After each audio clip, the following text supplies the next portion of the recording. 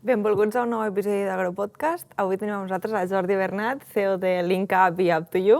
Què tal? I a Marta Prades, CEO de Gimpa. Hola, què tal? Gràcies als dos per haver vingut. Perquè la gent us posi una mica en context, expliqueu-nos una mica qui sou, d'on veniu i què feu. 3, 2...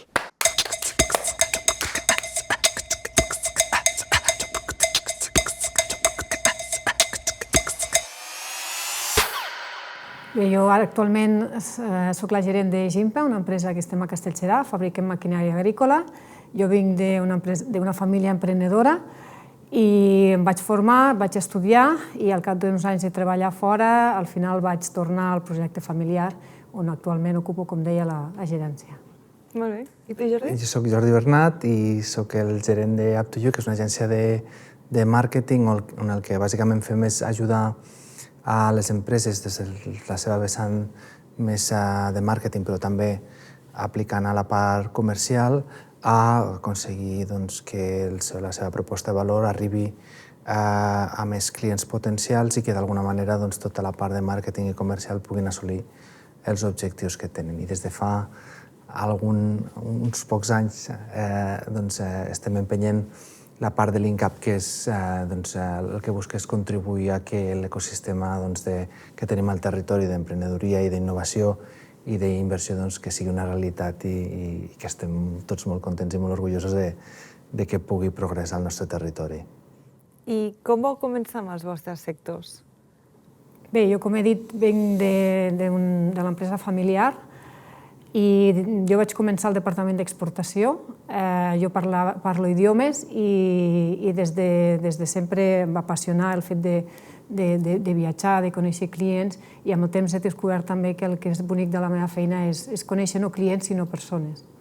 Doncs mira, jo quan volia estudiar, volia estudiar comunicació audiovisual i llavors el que em va passar és que no em va donar la nota. Llavors hi havia tota la part de ciències de la comunicació, de periodisme, comunicació audiovisual i publicitat i relacions públiques. I el curiós és que no em va donar la nota per estudiar comunicació audiovisual, llavors vaig estudiar periodisme, vaig treure la carrera de periodisme, i al final no he acabat treballant ni d'una cosa ni d'una altra, sinó que he acabat passant-me al costat dels dolents, que són els de la publicitat, les relacions públiques i sobretot la part del màrqueting. I al final la primera experiència laboral que vaig tenir va ser justament a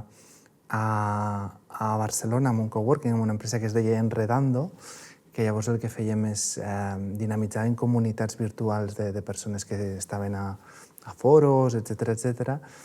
I el capritxós de la vida és que quasi, quants anys? 98, 99 devia ser, 2025, al 2025 aquí sí que ja tinc el meu propi coworking, de fet són dos, i la meva pròpia empresa de màrqueting, no? Llavors una mica el que la sigui la consigue, no? Dinamitzes el sector. Sí, això és una miqueta la roda que ha acabat. Ojalà no hagués tardat tant, però sí, ha sigut així. El cercle virtuós. Que guai. Pues la següent pregunta que us anava a fer és si havíeu seguit un rumb previst o eren casualitats de la vida. Sí, jo de fet estava programada per ser un STIC, jo crec que sí, no? Una mica, sabeu, no? Els pares tenen una mica la idea de que han de seguir el negoci, els fills, i llavors jo quan vaig acabar la carrera vaig decidir que no continuaria, o sigui, no començaria la meva vida professional a la feina, a casa. I això va ser realment un xoc perquè, clar, això estava fora de pronòstic. Sí, tu vas dir que no volies començar, però potser sí continua. Correcte. Jo el que tenia clar és que no volia ser per ser la filla d'entrar directament, sinó que jo també volia experimentar, volia tenir experiències a d'altres llocs, i vaig estar treballant a Barcelona en 2 llocs, fins que al final el meu pare va dir, què fem? I sempre li he donat voltes a si és una cosa que m'ha vingut imposada, si és una cosa que jo ja estava programada, i al final jo ho he treballat bastant i al final jo considero que estic aquí perquè jo vull i perquè disfruto de la meva feina i perquè evidentment hi ha el lligam emocional, però perquè m'agrada molt el que estic fent. Això és el més important. Sí. I per tu, Jordi? En el meu cas realment no hi ha un patró. en la meva trajectòria professional, perquè si hi ha alguna, diguéssim, algun comú denominador pot ser la curiositat, no? O sigui, intentant-me'n recordar, perquè a vegades he de fer exercici de memòria. Per exemple, doncs, en la meva trajectòria professional, durant un temps vaig estar treballant en una entitat financera, però durant, crec que han sigut 18 o 19 anys, també he estat treballant de discjòquei, vaig estar treballant de discjòquei, no? En diferents llocs, i recordo una etapa d'un any que va ser bastant boja, i a més treballava en una entitat financera a Galícia. Llavors, recordo que agafava un avió cada setmana, de dilluns a divendres treballava a l'entitat financera, agafava un avió, me'n tornava cap aquí a Lleida amb l'avió, a Lleida-Barcelona, i el dilluns tornava a marxar una altra vegada cap allà. I així vaig estar durant un any, no? I al final tot també molt mogut per la curiositat i per també les circumstàncies vitals que cadascú té. O sigui, jo, per exemple, vaig tornar a Lleida quan era més jove per un tema que el meu pare es va ficar malalt i vaig decidir que el poc temps que li quedava poder-lo acompanyar i renunciar a tota una sèrie de coses que a nivell professional potser eren portes que sí que tenia obertes, no? I a nivell empresarial, doncs, la inquietud i aquesta curiositat és la que a mi m'ha portat a anar iniciant tota una sèrie de projectes empresarials dels quals Up2You n'és un d'ells, no? Uau, i la curiositat com ha passat del DJ ja al Jordi que coneixem tots ara. Sí. També al final tots són etapes en la vida, no? I tots són grans aprenentatges i, a més, vull dir, és que tot també pot arribar a estar connectat, perquè, per exemple, jo soc soci d'una discoteca, etcètera. Llavors tot et porta també a tenir un aprenentatge professional. Fixa't que d'estudiar periodisme vaig passar a estudiar un postgrau de direcció financera, però després també vaig tenir estudis a nivell de producció sonora, a nivell de màster. Tot te va connectat i te va portant a altres coses, no? I fent balanç, no? Hi ha una anècdota de Steve Jobs que diu, i a tu per què et va servir fer totes aquestes coses? I va estudiar, per exemple, cal·ligrafia durant molt temps, a dir, ostres, a mi estudiar cal·ligrafia durant molt temps em va servir de molt poc en aquell moment, no? Però després segurament és el que li va servir per ser tan escrupolós a l'hora de definir com havia de ser el seu producte final o de comportar-lo al mercat, no? I quin dolor podia arribar a percebre en el client potencial que podria ser pel seu producte un factor que fos diferencial i portar fins al final de les seves conseqüències amb l'èxit que va tenir, no? Jo crec que són aquestes coses, perdona si m'enrotllo una mica, no tenir camins preestablerts, el fet que et pot servir ser molt generalista en moltes coses, però després tornar-ho a portar en un camí que arribi a fer una conjunció.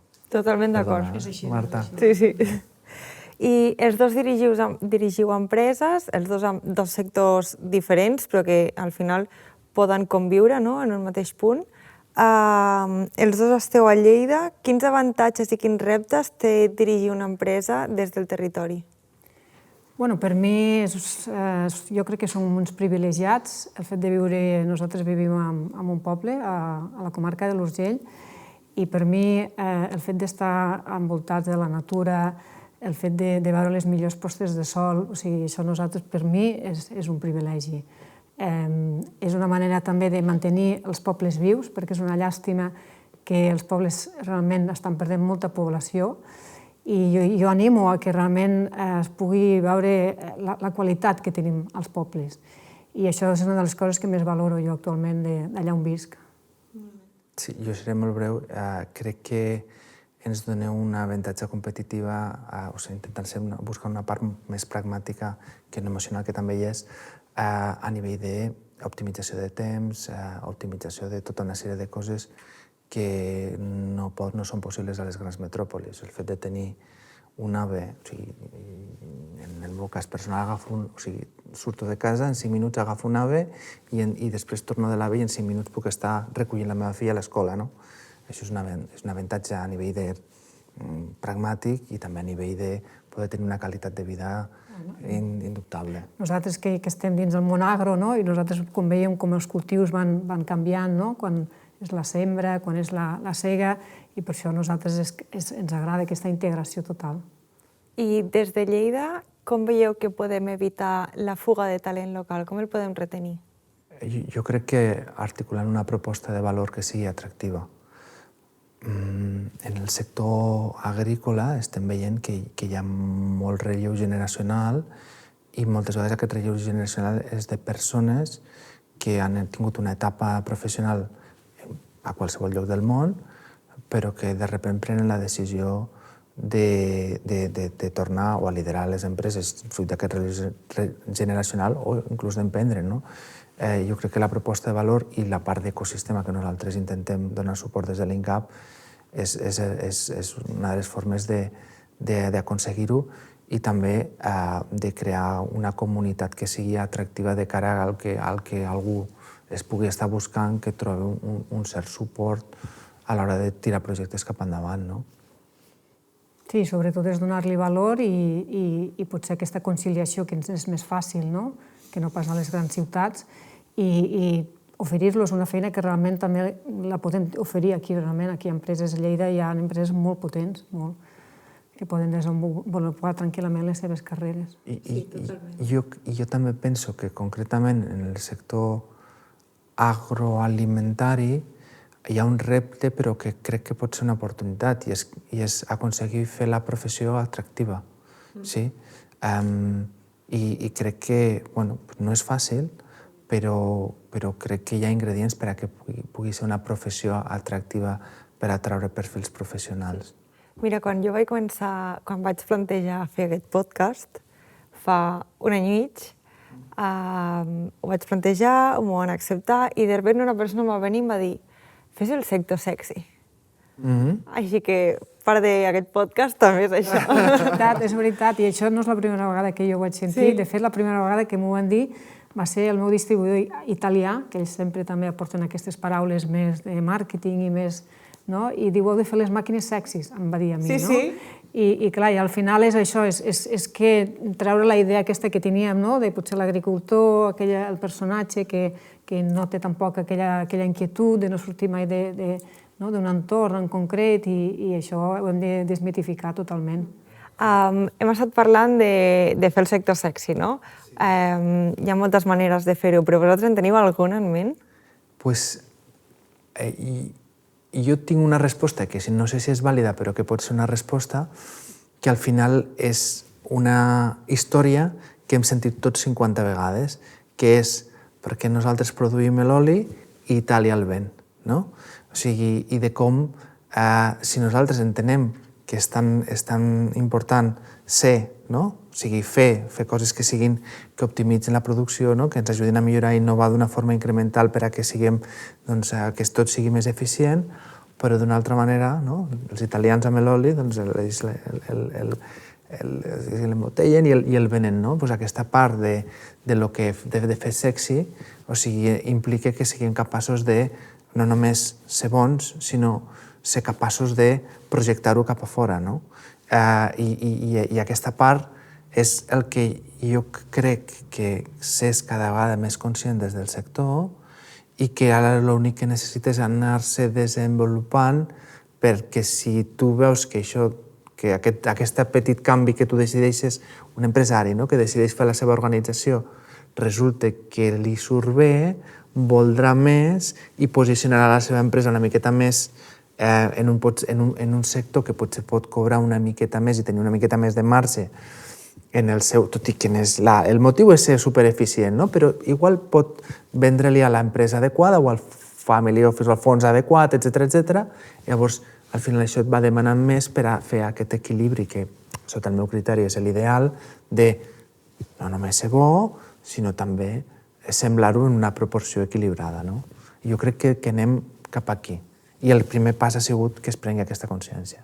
Estàs posant el llistó alt, Bueno. Jo potser aterrissaria una mica més a nivell pràctic I jo posaré un exemple. Com he dit, jo soc de l'Urgell, és una zona que tenim el canal d'Urgell, que gràcies al canal i a aquest projecte tan important doncs pot regar moltes hectàrees, però el sistema que fins encara ara s'utilitza és que quan es regue han d'anar manualment a aixecar la paleta perquè els hi entri l'aigua dins de la seva parcel·la. I clar, i això realment és un inconvenient, sobretot pel teu dia a dia. I ara que podria posar una anècdota que jo recordo quan era més jove i anàvem per la nit a les discoteques, estaves, per exemple, amb un noi i el noi de sobte et dies que he d'anar a canviar la paleta. I li dic, ara a les 5 de la matinada estaves al Big Ben i diu, ha d'anar a canviar la paleta. Doncs clar, realment potser aquell xicot quan tornava a venir ja havia perdut la possibilitat. Llavors, amb això el que vull dir que afortunadament hi ha un projecte important per modernitzar tot aquest sistema de regadiu i és tot això que estem ajudant a que el sector sigui sexy, perquè evidentment tota aquesta manera de treballar era d'abans, però ara evidentment la persona que està en una discoteca amb el mòbil hauria de poder controlar l'aigua que li està entrant, està regant, i no d'aquesta manera com feien abans. I sabeu com trobo jo, o com he trobat jo la manera de començar a fer el sector sexy? El punt en què jo he vist que la gent em respon amb l'storytelling. O sigui, explicar en base a la motivació i apel·lant al sentiment, no? O sigui, les grans empreses, al final, Coca-Cola no ven un refresco, ven felicitat en una llauna. Red Bull ven adrenalina. Per què el camp ha de vendre suor i esforç i patiment? És així, o sigui, és que això, potser si ara ho diem i ara molta gent s'enterarà i potser perdrà una mica l'encant, no? Perquè ara igual de partir d'aquí tindrem aquí una sol·licitud i una quantitat de gent que ens vindran a veure, però realment és així, o sigui, quan es descobreixen la qualitat de vida que tenim, això és molt potent. Sí, la veritat és que sí. Bueno, i al final també, si som capaços d'associar els serveis i productes que nosaltres venem, i cada cas jo crec que té que tenir un enfoc diferent perquè no és el mateix vendre maquinària que potser vendre un viatge, no? Però si en cada cas li podem associar algun tipus de valor afegit que tingui, que vagi associat a un intangible, el que sigui, perquè aquí tampoc no podem inventar la roda, però hem d'anar buscant aquests intangibles que es poden anar associant, doncs el que fem al final és diferenciar la nostra marca i la nostra empresa, no? I això també, portant-ho cap a la part de fer atractives les professions per als treballadors, el que ens dona l'oportunitat és d'oferir un propòsit, sí? I conforme més jove és la generació, més necessiten tenir aquest propòsit o aquesta, diguéssim, missió més enllà d'anar un dia a treballar i fer les hores i tornar a marxar cap a casa, no? I ara, relacionant amb això que has dit, que al final estem buscant proporcionar un propòsit als nostres treballadors o a la gent que vol iniciar-se en qualsevol sector, què heu après liderant els vostres equips i les vostres empreses? Al final és liderar persones i liderar un projecte. Sí, al final és trobar-li també aquesta part humana. Crec que si comparem amb els lideratges que jo comparo amb la meva anterior generació, ha canviat totalment, no? Llavors ara es humanitza molt més, hi ha una empatia, sí que s'ha de continuar mantenint el paper de cadascú, però sí que és veritat que ha canviat molt. Sí, per afegir, el poc que pugui afegir és l'aprenentatge que també et dona, a vegades, tenir, sobretot empreses que són potser més familiars o més petites, l'aprenentatge que et dona gestionar quan cadascú, diguéssim, és fill de son pare i de sa mare, i buscar aquests equilibris i aquestes complexitats, la diversitat que puguis tenir tu a dintre de l'empresa, és un aprenentatge perquè al final tots som persones i tots tenim un punt que ens ancle. Veure com d'alguna manera ets capaç de portar un projecte conjunt que implica persones que tenen diferents ancles i ser capaç de compatibilitzar-ho, moltes vegades et dona aprenentatges que te fan moure a tu justament de dir, hosti, doncs això potser no m'ho hauria de mirar així, o de com m'ho mirava potser és millor que m'ho miri així, conforme als objectius que tu puguis tenir com a empresa, però també com a persona, no? I jo crec que és un dels aprenentatges més importants que podem tenir quan estem gestionant equips i persones, no? Correcte. Bueno, i per acabar, l'última pregunta, la pregunta que li fem a tothom. Quin consell li donaries a una persona que vol iniciar-se al sector? El sector agro no és només estar al camp, no és només la maquinària, també pot ser tota la part de comunicació i màrqueting. Quin consell li donaríeu? Jo crec que qualsevol que tingui una idea dintre del sector agro, jo l'animaria que no ho dubti, que tenir el teu propi projecte penso que és de les coses més potents que pots fer en aquesta vida. Com ho dèiem abans, ell ho ha comentat, que inclús pots conciliar molt millor la teva vida. És a dir, si tu tens el teu projecte, inclús pots portar els teus fills a l'escola. Això és qualitat de vida. Això és una de les tantes coses que també t'ofereix tenir el teu propi projecte. I després, com dèiem, el fet de col·laborar i d'aportar en aquest sector, que si aportem la dada que el 3% del PIB és del sector primari i amb aquest 3% només és capaç d'abastir i de donar de menjar a més de 50 milions que estem en aquest país, doncs jo crec que és un sector que és molt atractiu, molt interessant. Totalment.